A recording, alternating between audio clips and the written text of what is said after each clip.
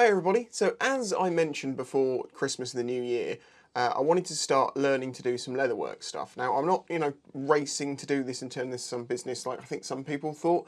I'm just something I'd like to learn, and if I can slowly evolve that alongside doing the other things that I'm doing into something that, could earn me some money, then cool. It was not an idea of, doing this forever, and that was very much what my point was like, that you don't need to do things forever, you can learn skills, and anyway.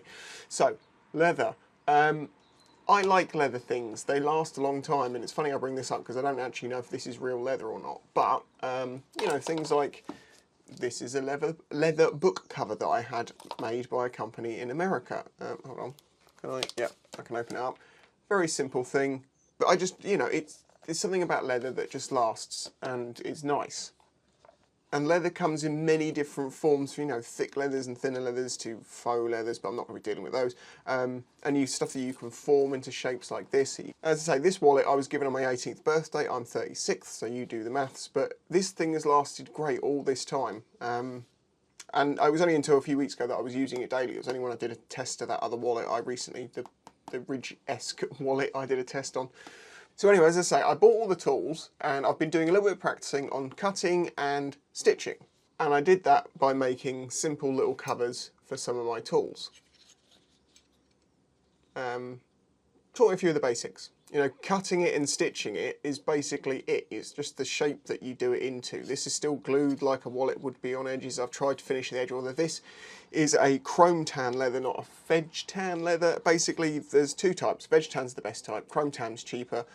Finishing the edge is much easier on veg tan than chrome tan, and I've seen people say it cannot be done at all.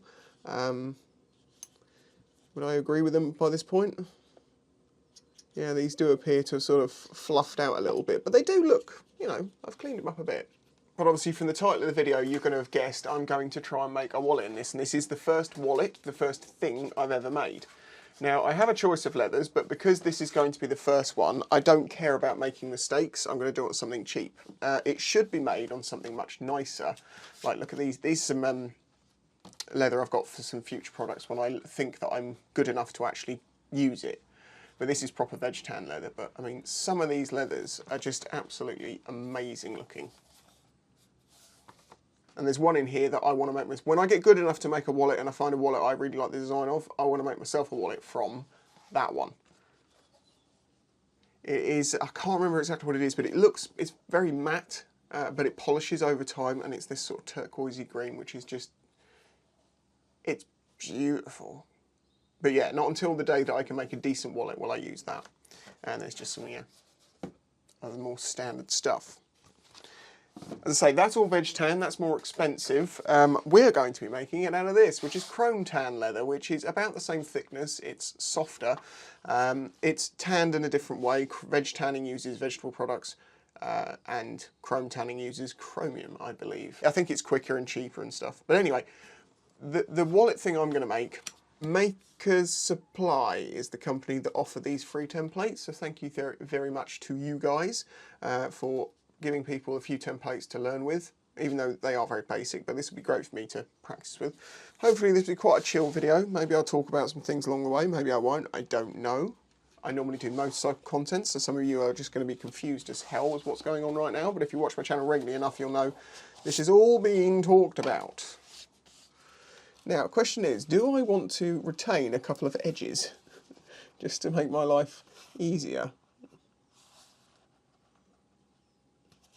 Or is this not? Yeah, I think I'll just cut all the way around. And by the way, there are all sorts of interesting tools that you use in leatherworking. This is just the top half, which is kind of the basic kit you have to get to do things. Okay, so I guess I want to mark this out first. Have I got anything heavy that I can hold this down with? I've got an F1 wheel nut.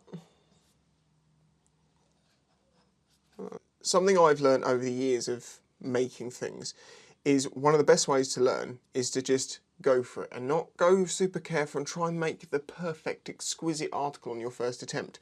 Just make it in a nice flowed speed and let it be what it is and see what it's like at the end, because you might be surprised how well you work when you flow and don't overthink. generally. Although when it comes to welding stuff together, order of operations is very important, which will apply here as well. So let's just, is this actually going to mark well? That's the only question. Oh, it is. So as you can guess, I'm just going around, scratching the top of the leather to leave an outline of the thing we need to cut out. Obviously, one of the nice things about handmade stuff is that it can be slightly out here and there. But obviously you don't want it to be too obvious that it just looks bad. I think the veg tan leathers mark a lot better than this stuff does, because I have tried marking it before and it was not great. But I didn't have a very sharp awl. This is called an awl, by the way. But this is a marking awl opposed to a stitching awl, because it's a different shape, although I suppose you could use them both for the same thing. As I say, my knowledge in leather making is from looking at how stuff is made, watching some videos from people doing it. I already knew how to sew and stuff like that. In fact, no, I have seen some other leather working stuff done when I was younger that my mum did. But she didn't make leather stuff, it was more sort of repairing stuff that was leather using. She'd be like, oh, watch this, it's the specialist stuff for leather, like needles and things. No, I'm gonna do the placement of the stitching holes rather than try and use this as a guide. That's fine. You see, yeah, you can see that. It's marked out okay. Alright, so first thing I need to do is cut out the top part, and can I do both of these cuts at the same time?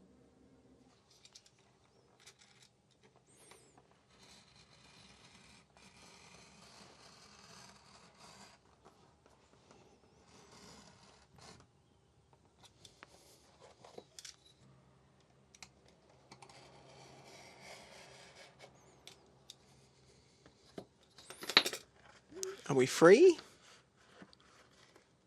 Oh, very nearly. Please follow the cut.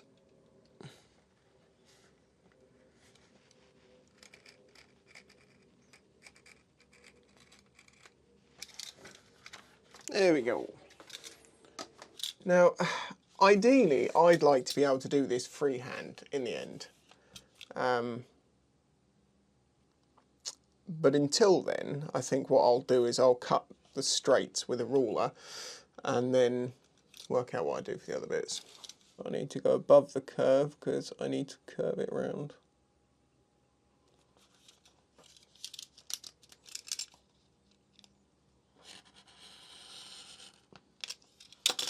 Now, to some people, none of the stuff that I say is any revelation, but the thing is, I kind of taught myself nearly everything I've learnt, skills-wise.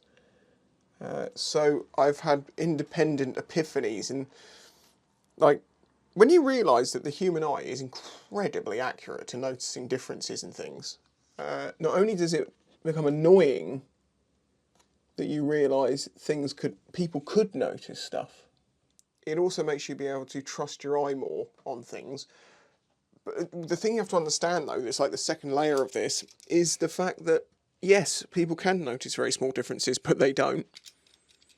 You'd be amazed what people don't notice.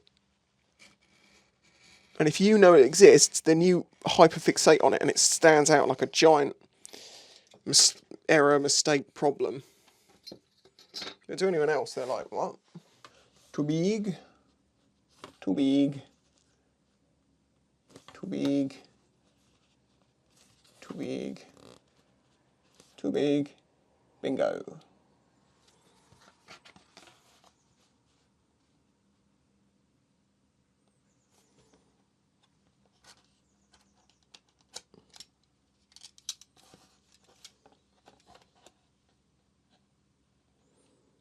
Don't know if that looks right or not, but it's fine.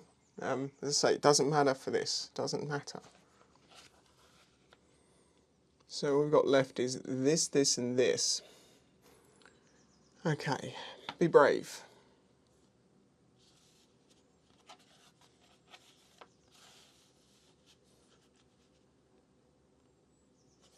Just trying to think what's going to be the best way to start, because I can't start on this feathered edge. There's no way of getting in at that angle. I don't want to start at the top, so what? Start there, come down this way, and then sweep it back. Yeah, I guess so.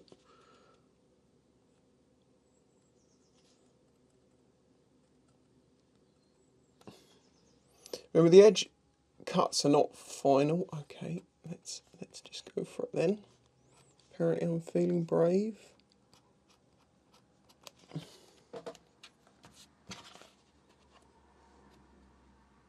Yeah, got some little edges to trim, but not too bad. That's where I may make mistakes and learn, or I may realise, oh, that's just way easier if you do it that way.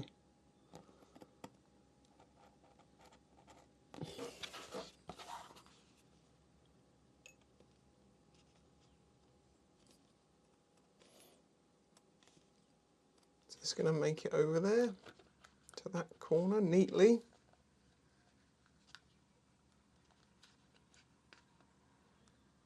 Right, so the first thing I want to do is go around the... Did you notice what I forgot to do? Well, of course you noticed, you're watching. Well,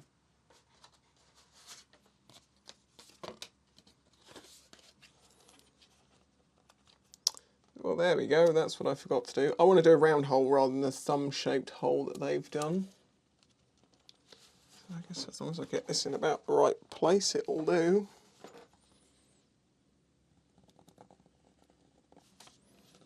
It's fine if it's wrong, it really doesn't matter, we're learning, that's the point, we have to make mistakes, but if it works out that this works, then that's super duper great. Oh, there we go. That's not too bad. Yeah, there's a couple of double cuts there, but I can neaten that up. I'm going to take a little piece of sandpaper and just try and deburr, as it were, all these edges. Okay, so we've got our template. Now I need an edge beveler. And I do know that this stuff is not brilliant for edge beveling, so I'm just going to try and take a very thin sliver just to neaten it. This basically, as you can see, just cuts a very thin corner. By the way, if you want to learn how to do this, there are millions of YouTubers out there that are a million times better than me to do it. This is not a how-to, this is a documentation of my first wallet. But the thing is that a lot of people don't seem to appreciate is that no one starts out brilliant at anything. You have to just practice. And there's nothing wrong in making mistakes in your practice, but for some reason, like, I've got videos of, like, when I taught myself TIG weld, and the amount of comments of, like, you're doing this wrong, you're doing that wrong, that's this, that, and really being very critical. It's like, literally, first time, unboxed it, never used a TIG before. Done other welding, just never TIG. Let's mark a line from where I'm going to stitch. My top stitch will be around there.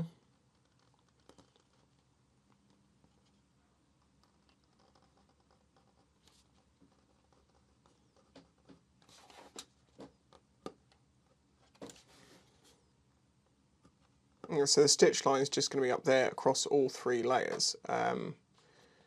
So I need to mark out, when you're sewing leather, you either make the holes with a handheld hole maker, normally a sort of diamond shape rather than round like this marking awl.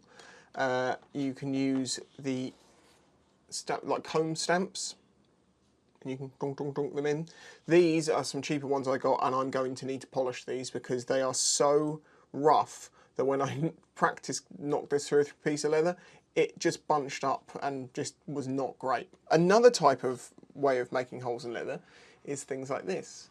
Now the benefit of these is that you can see the front and the back side of the leather where the holes are going, so you don't miss your mark, and make sure so they don't, you know, not go through straight. So I'm going to mark it with the with the comb, but actually make the holes with this.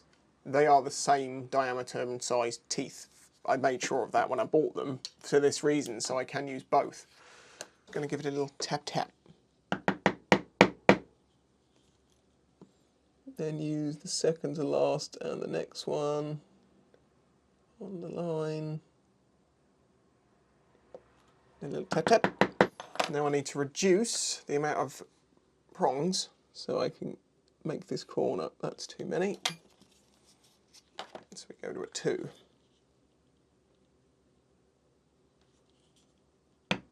these little leather covers are made out of the same leather as this, and as you can see, once it's all sewn together, it does seem a lot stiffer.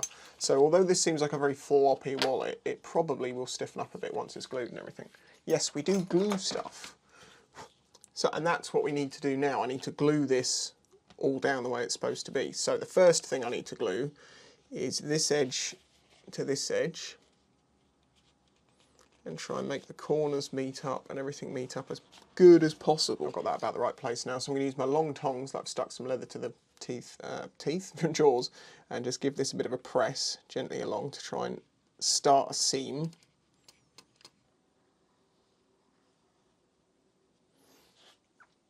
Okay.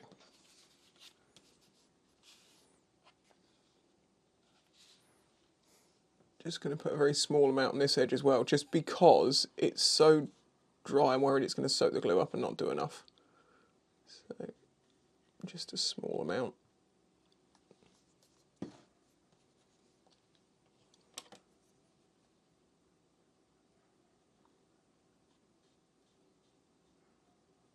Just going to give this a little...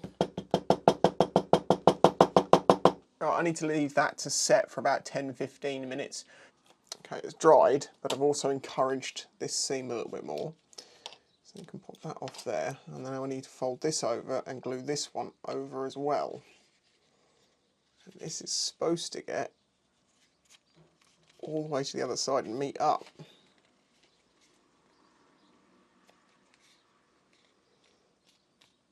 Which I think it'll do with a bit of persuasion. And it's at this point I've realised I've made my first mistake, which is fine, which is I should have done the edge finishing before I glued this. Thankfully,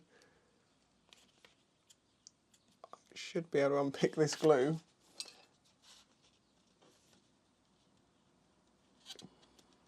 See, it's just very roughed up. When I re-glue that, it'll just mat back together. It's the nice thing. Right, so we need this stuff. Some canvas, because that helps. And one of these. I've also got a one for my Dremel, but I actually find that that might work faster. I'll see. So what we've got to do is take a little tiny drop of this, and to me this smells like moisturising cream with a bit of like chemicals to actually no, hang on. As I mentioned before, I know this is chrome tan. I know it doesn't edge finish as well as veg tan. And I know some people say that there's no point even trying. But from what I've tried with this stuff, it's better than not. So I'm going to do it. You see the edges look darker now because they're more moistened. So what I'm going to do is I'm going to go around with this piece of canvas and just go backwards and forwards. And it, well, with the grain, I think. And basically this will help smooth out any of the fibres and flatten off the surface.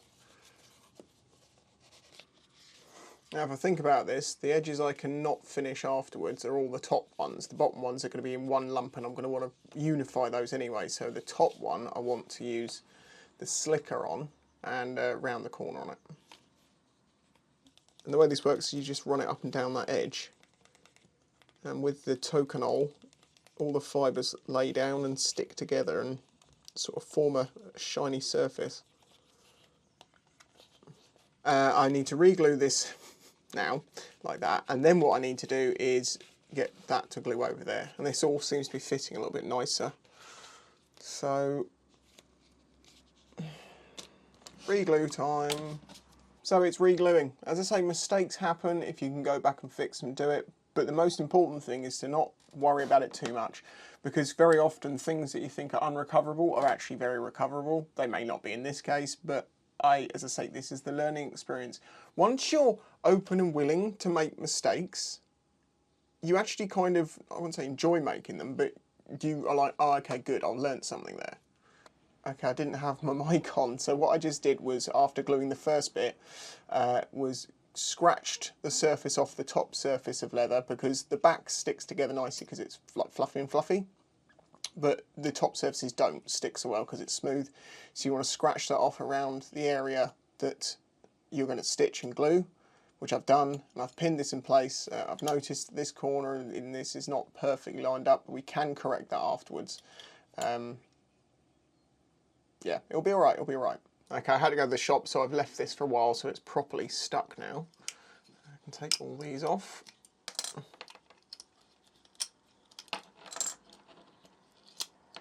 Probably, oh, they may have left deeper marks than I was expecting. They may come out. Oh, I maybe should have made some leather covered ones by now. So mistakes can happen, it's fine. But it's also around the stitch line, so it may be hidden. I believe these are better to use than these, but the thing is mine need polishing because, as I say, they just grip, they're horrible. It is the thing you get with getting cheap things, but with a little bit of work I can make those good, and I don't mind doing that. Just got to work out how, probably sandpaper. But anyway, these I can use.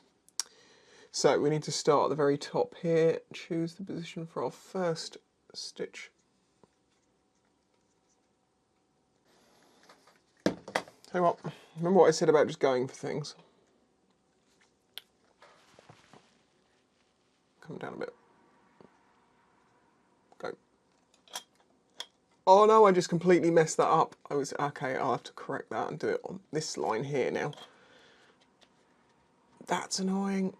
See, little mistakes like that. I didn't think about where the back end of it was.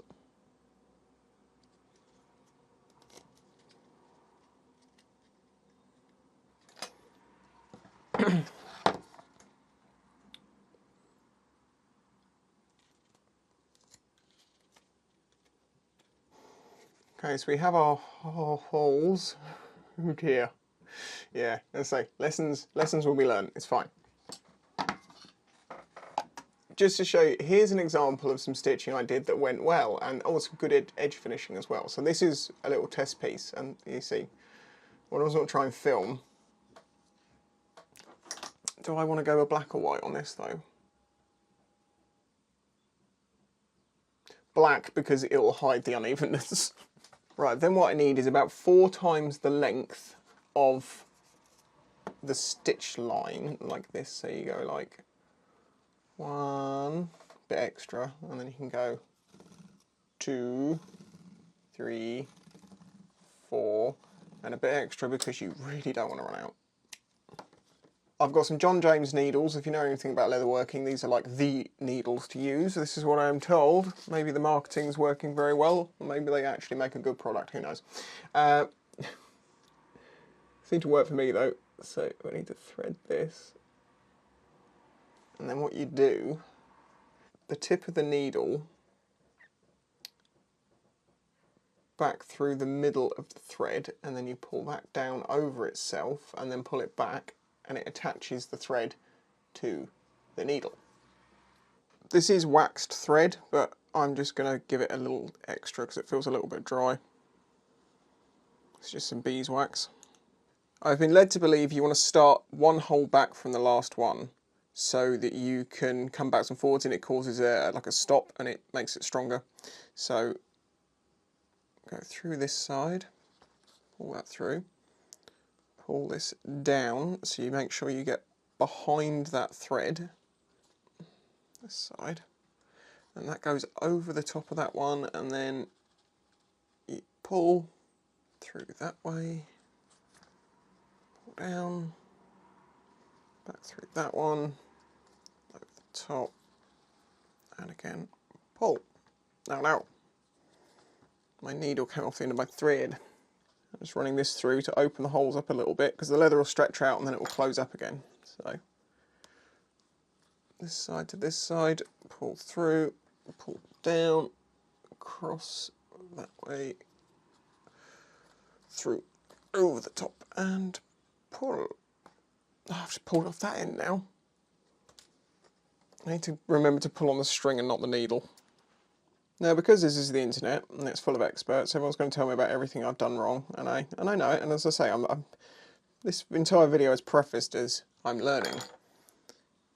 But for some reason, the internet, or people on the internet, seem to think that when people are learning, people that know what they're doing, stand there and try and belittle their knowledge by going, "Well, you see, you've done this wrong and wow, brr, brr."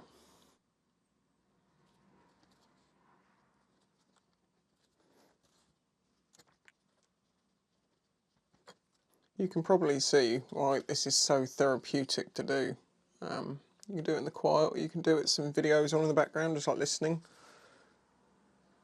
And it also does that magical thing to my mind that I can actually fully concentrate on it, and I feel like a zen-like calmness of concentration, which is not something I get an awful lot of, because I tend to, if I've learnt something, it starts to become, I'm more aware and not lost in it.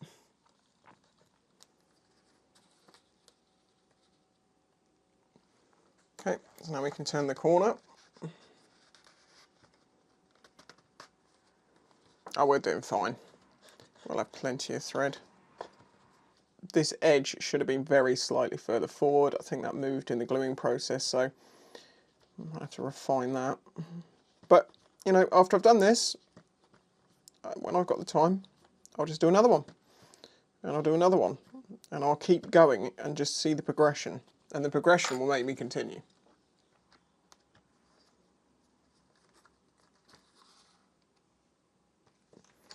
It seems you can only awe out about 4 or 5 holes and stitch them before, if you did like 6, 7, 8, they start closing. So there's no point doing too many at once. I'm quite excited to see what this is going to turn out like, even if it's terrible, because as you're making it, you can't really see it. Come on, don't pull on the needle, pull on the thread. We go through, back across. Oh, no. On the last stitch, are you kidding me? Can we fix this? There's only one strand in there somewhere. It's bunching, surely. Yeah, it kind of recovered. Back through the last hole.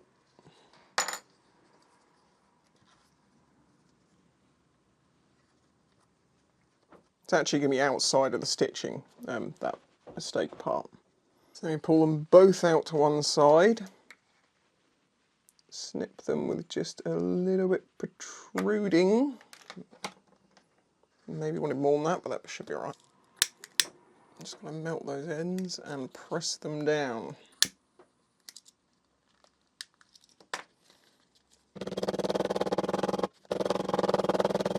As you can see, this bottom edge is not aligned. It's got, yeah. So I'm going to try and sand this back. Yes, I said sand. I'm going to do this the same way I used to do my clock faces for my clocks. I used to do Metalworks.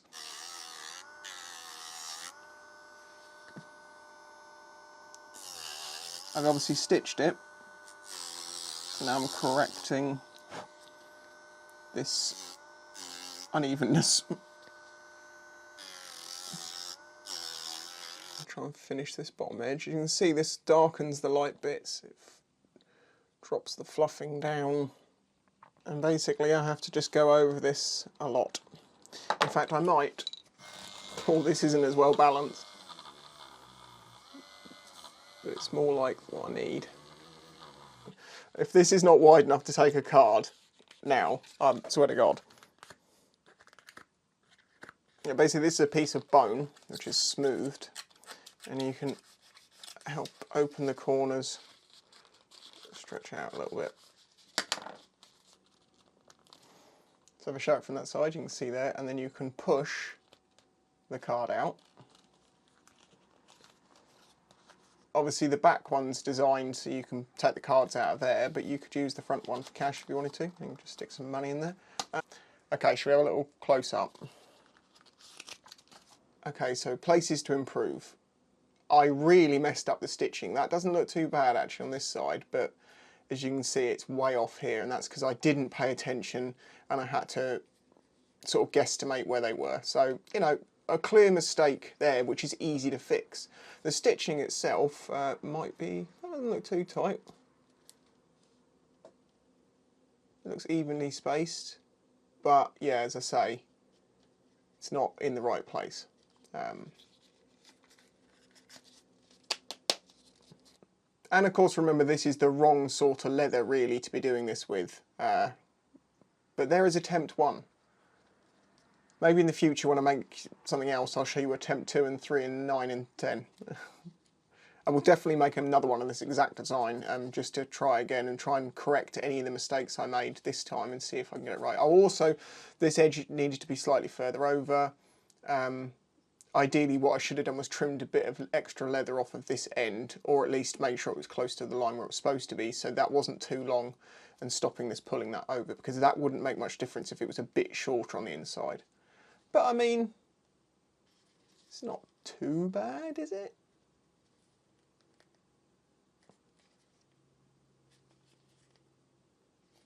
There you go.